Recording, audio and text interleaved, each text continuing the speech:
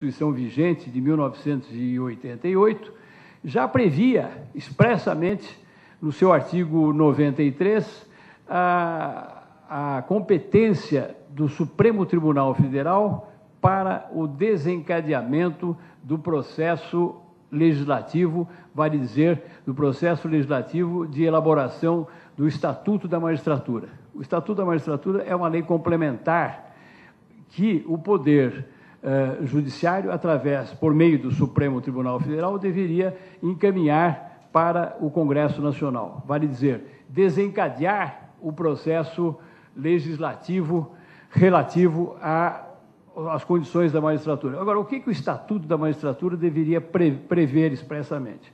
Exatamente questões financeiras, questões relativas ao orçamento, previsão de verbas, esse problema que foi levantado por ele relativo à arrecadação dos tributos, dos emolumentos e a destinação desses recursos para o Poder Judiciário, o que propiciaria a solução, disse ele com todas as letras, da crise do Judiciário, que não tem verba suficiente para pagar os serviços públicos, não só pagar os servidores, os magistrados, mas para realizar os serviços públicos com mais eficiência, de acordo com a modernidade, de acordo com o progresso tecnológico surgido nesse século XXI.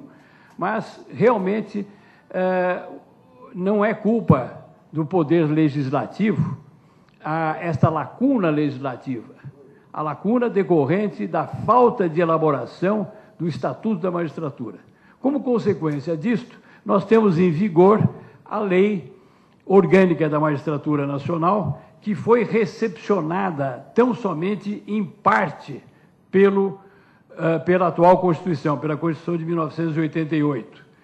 Vários dispositivos devem ser ou são declarados inconstitucionais, como o Conselho Nacional de Justiça, que foi extinto, o antigo Conselho Federal de Justiça, enfim, alguns órgãos foram extintos.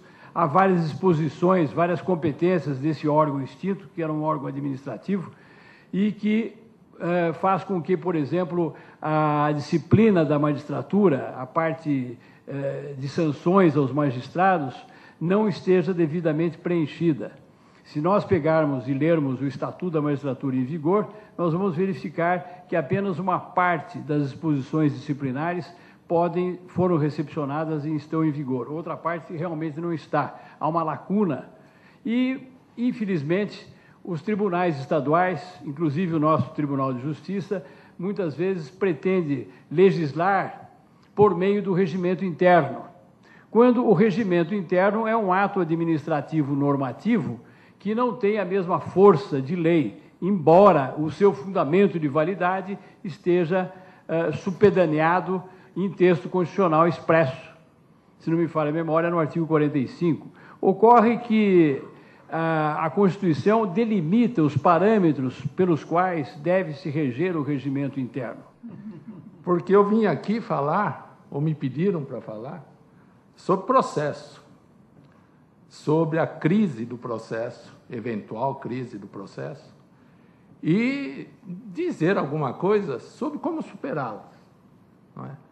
Mas, depois do que eu ouvi esta manhã, a minha alma sofreu uma modificação extraordinária, porque eu pude ver, agora, como magistrado aposentado, o desenvolvimento inconteste do novo juiz, desse juiz que sabe perceber e antever o futuro e que percebe que é necessário realmente a sua inserção na sociedade para poder, como líder, que é um líder natural, agente de um dos poderes, membro de um dos poderes do Estado, ele pode, sim, fazer transformações sociais, desde que, usando de forma sadia e clara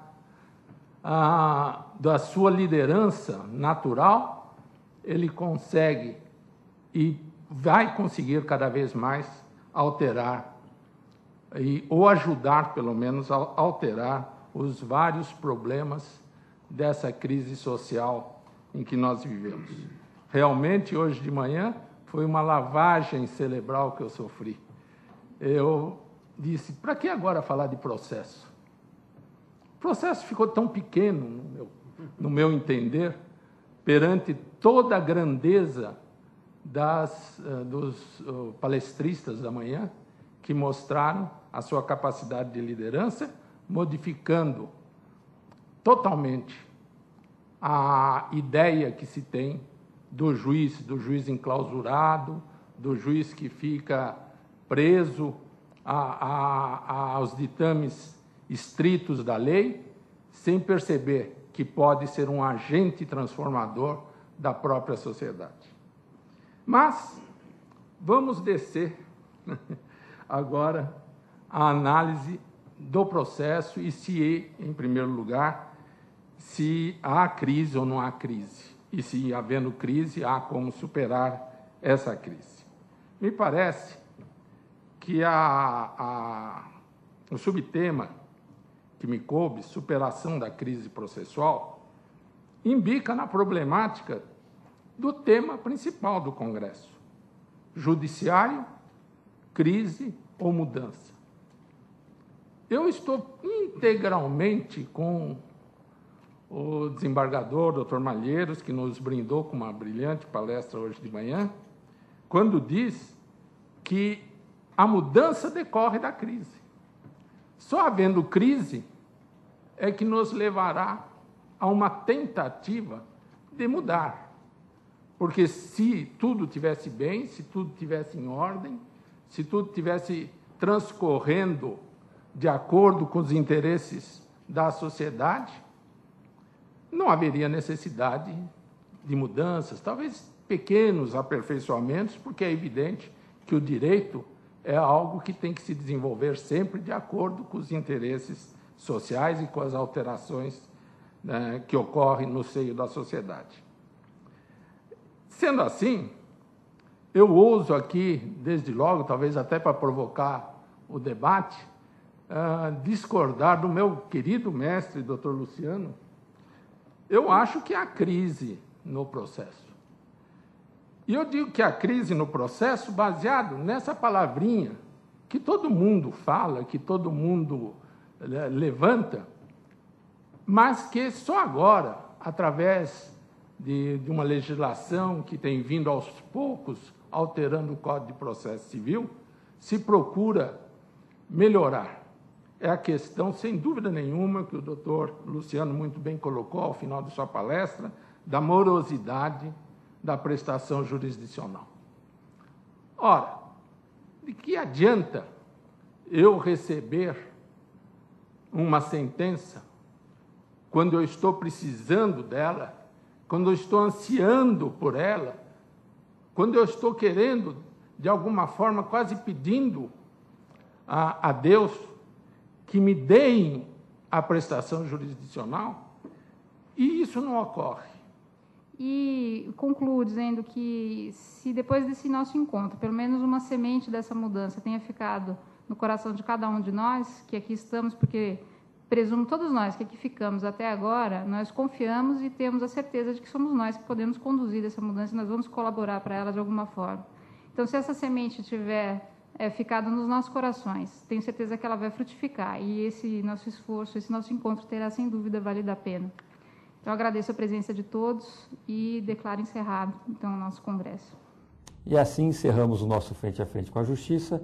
Gostaríamos de mandar um grande abraço à doutora Herta, uma juíza lutadora, presidente do IPAM, e que propiciou a todos os operadores de direito essas brilhantes explanações de autoridades do calibre do Dr. Celso Limonge, do desembargador Sebastião Luiz Amorim, do Dr. Moazar, Dr. Jaime e inúmeras outras autoridades e personalidades do mundo jurídico. Tenham todos uma ótima semana e até o próximo programa.